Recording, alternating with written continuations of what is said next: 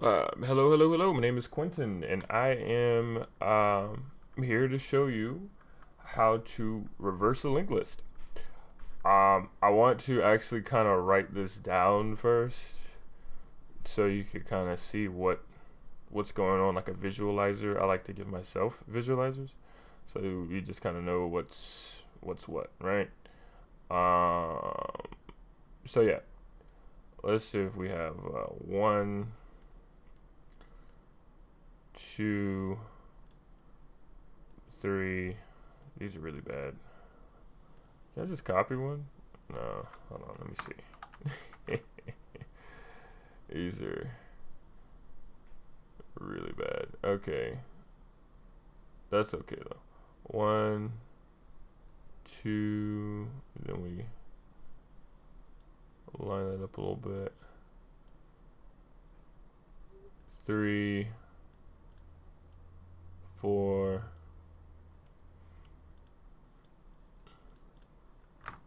Nope. Yeah. Five. Okay.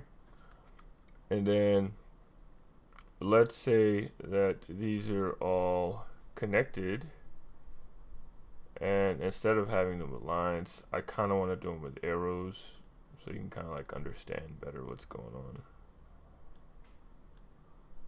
And then we're all kind of facing this way, right? And these are just, imagine these are like items in an array, right? So you have one, two, three, four. I cannot draw four, and five. All right, so you're trying to reverse a linked list. And what does that mean? So that means that this linked list, this is what linked list is. This is just a single linked list, no double, no nothing. What this means is that we are trying to just make this inverted, right? So the number five is five, four, three, two, one, right? So five, four, three, two, one. We're just trying to invert all of this. How do we do that? Right? So what I do, I take, if you already know coding, then we're good on that, right? We don't have to start from the basics. But what I do, I place this one here, this first item as my head item, okay? And then what I would do, I'd have an empty item here and place that as null, okay? And then I would have,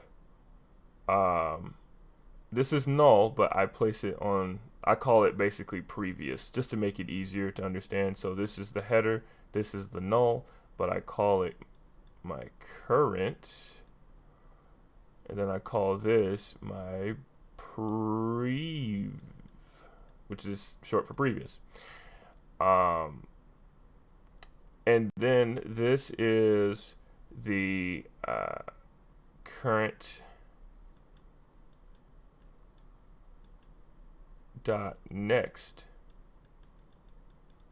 right? That's current dot next. Man, I suck at this. I should just type this, but it's okay. Current dot next, right? So you have your prev, current dot next.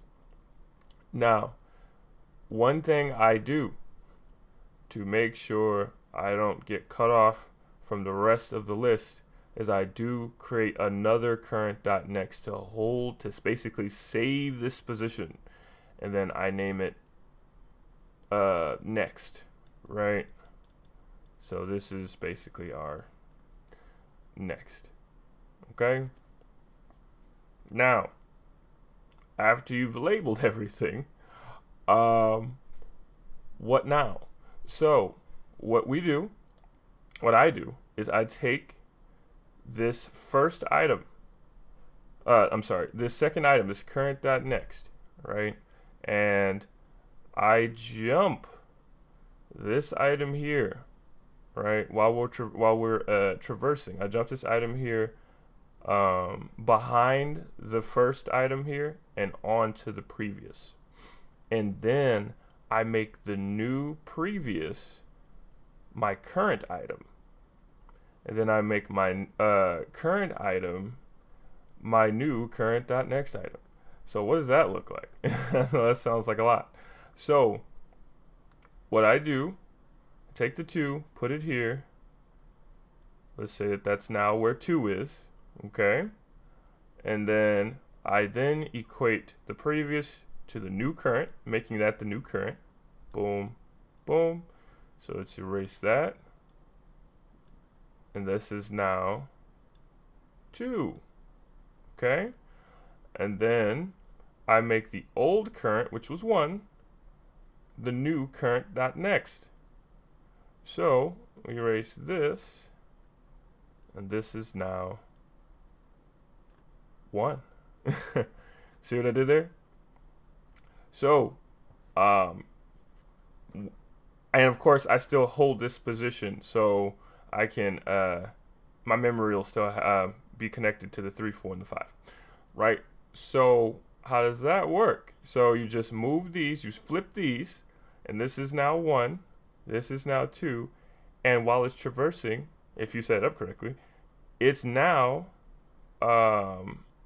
going to do the exact same thing for 3. You just set that to previous, and then the new previous, right, is 3. Okay, and now previous is equal to current, and you set the new current to 3, right? And then you set the new current, the old current, to the current.next, which is 2 here. And then this will be your 1. This now is, yeah, let's make sure that's right here. 3, previous, the 3, the 3, and then you do the 3 to the 2, which is 3. Oh, you know what? I'm sorry. You do the old, yeah, to 2, which is 2. And then the current.next, I'm sorry, the current.next, the 3, which is the previous 3, that now is turned into a 1. Yeah, so 3, 2, 1. And then you do the exact same thing again, and the exact same thing again.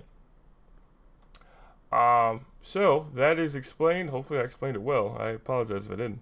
But we can definitely go now to the code and see how this is done in code, right? So we have, never mind these things here. I was just having fun messing around with other things. But this is the code. This is what we need to pay attention to here. So, like I said, we start with our current, which is the head.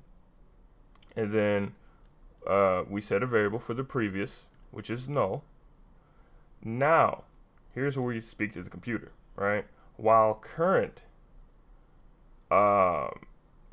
is true, you're traversing, right? While current is true, then you set a variable here that's constant, does not change. You set a variable here next, that is current.next. Remember, this is the next variable that holds fast to the rest of the linked list while you're traversing and switching things around. And then that's when you connect the current.next from the current.next from the current head, the current.next, to previous, right? So you go from current.next to previous, current.next, this one, right, to previous. And then you equate the previous to current, equate the previous to current, and then the current, which is the old current, is now equal to next, which is this value right here that connects this to the rest of the linked list. So this current is now equaled to current dot next. This current is now equal to current dot next, which is next. This next, not this current dot next. This next. So at this point, all we do is return the previous, because the previous is now our new head. Whatever your previous is becomes the new head here. So that's what you return. And that is how to reverse a linked list. Hopefully I explained that correctly. Thank you. Thank you for watching.